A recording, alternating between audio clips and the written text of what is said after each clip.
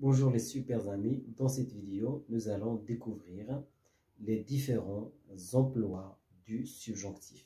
Et également, on va reconnaître la formation du subjonctif. Donc faites attention, on ne peut pas communiquer en français sans faire appel au subjonctif. Donc d'abord, il faut signaler que le subjonctif est un mode.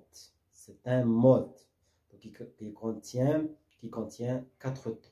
Donc nous allons mettre l'accent essentiellement sur les 2 temps et exactement sur le présent. Donc, on a le présent du subjonctif et le passé du subjonctif. Et également, l'imparfait du subjonctif et le plus que parfait du subjonctif. Donc, comme vous le savez parfaitement, le subjonctif est un mode de l'incertitude et du doute, contrairement à l'indicatif qui est un mode de la certitude. Donc, le subjonctif s'utilise dans des contextes communicationnels où on trouve l'incertitude, le souhait, le doute, etc. Donc, le premier emploi du subjonctif, c'est la nécessité. Quand il s'agit de la nécessité, il faut obligatoirement recourir au subjonctif. Par exemple, il est nécessaire que tu sois sérieux. Il est nécessaire que tu sois sérieux. Également, il s'emploie au niveau de l'obligation. Quand il s'agit de l'obligation, par exemple, il faut que tu saches la vérité. Il faut que tu dises la vérité. Il faut que tu sois sage. Il faut que. Donc, toujours, il faut employer le subjonctif dans ce contexte-là.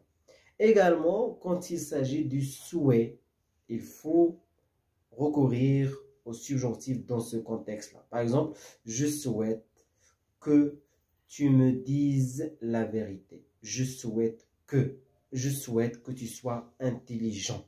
Donc, il faut également utiliser le subjonctif quand il s'agit d'exprimer une volonté.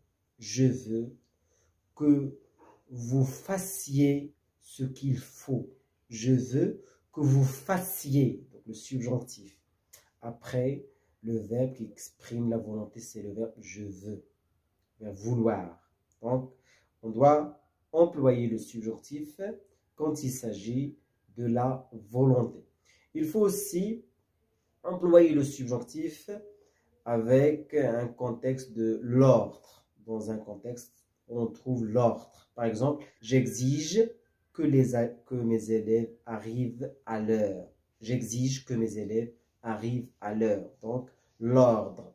J'ordonne que les élèves fassent leur devoir. J'ordonne. Donc, quand il s'agit d'exprimer un ordre, il faut obligatoirement employer le subjonctif. Il faut aussi employer ce mode-là quand il s'agit d'exprimer une opinion à la forme négative. Attention, hein?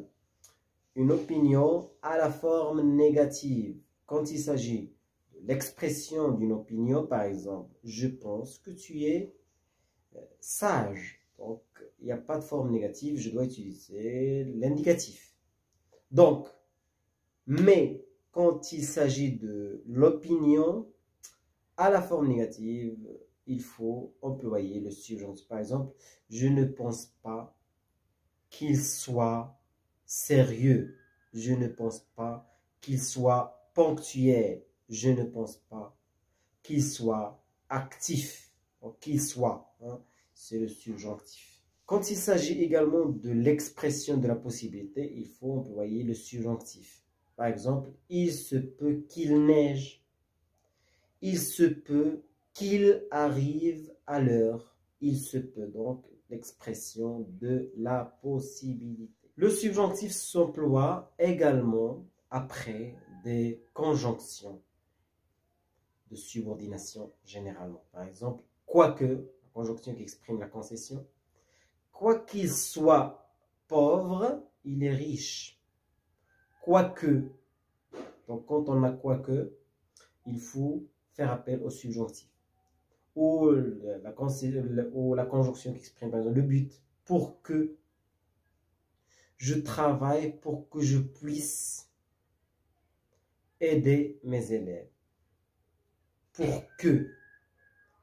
Je suis là pour que vous puissiez apprendre le français. Je suis là pour que je puisse vous aider. Donc, c'est une conjonction qui impose l'emploi du subjonctif.